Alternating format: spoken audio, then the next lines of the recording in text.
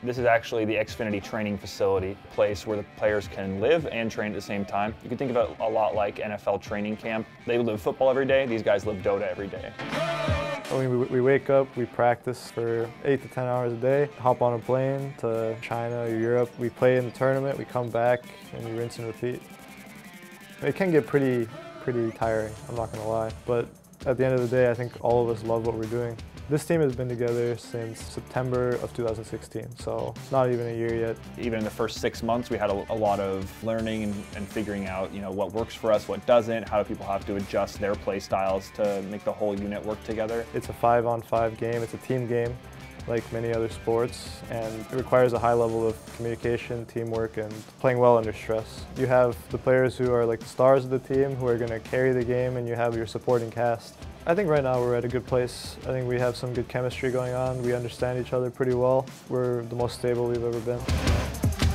Being an offlane player, most of the time I'm focusing on supporting my team. When offlane gets mentioned or my role gets mentioned, I just want there to be one name for them to say, just my name.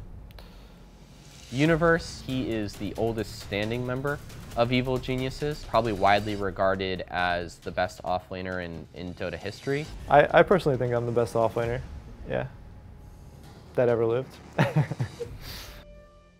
Even like when he's just playing public matches with random people, he still maintains this level of focus that, for me personally, it's very hard to do. It shows that he really cares about this stuff. He's kind of like person you can always trust. He'd always be serious about the game, so we'd always try to listen to what he has to say because he has a lot of experience as well. He brings this incredible ethic to everything he does. We got what's often called a bunch of goons on this team, and I think he and his attitude helps to bring them back to the ground and keep them all driven towards the same goal. Everyone's mind is set on the International and winning it this year. The International is very much like the Super Bowl. It's the biggest event. For me, I've already won one International. I want to win another one pretty badly. I mean, winning a TI is already like one giant accomplishment. Of course, doing it twice would be, even more impressive. By all means, you'd be the first one to do it. The biggest moment of my career was called the $6 million Echo Slam. It's when we were playing CDEC in the finals of the International 5.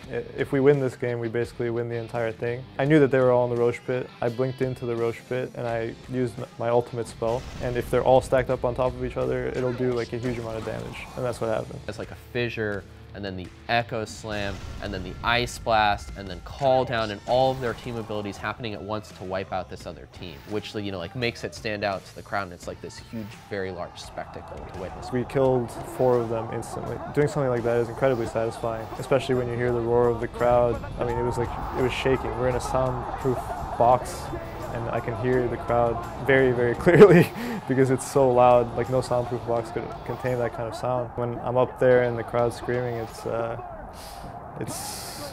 high, it's crazy. At TI5, these guys, they won over $6 million for their first place finish and, broke out with a cool mill apiece. When I started in the space, we're talking like 5-6 years ago. Players were competing for prize pools of like $100,000, whereas now they're competing in tournaments that have $20 million prize pools current day. Am I motivated by money?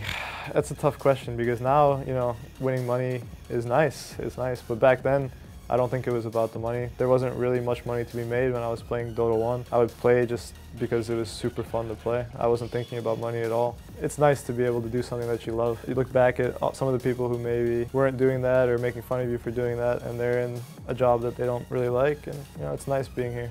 My first memory of a video game was probably, I think I was 12 years old. I walked downstairs and my sister and my cousins were playing N64. I remember it very clearly because I had never experienced something like that before. If I could have played all day, I would have played all day. My parents set limits for me.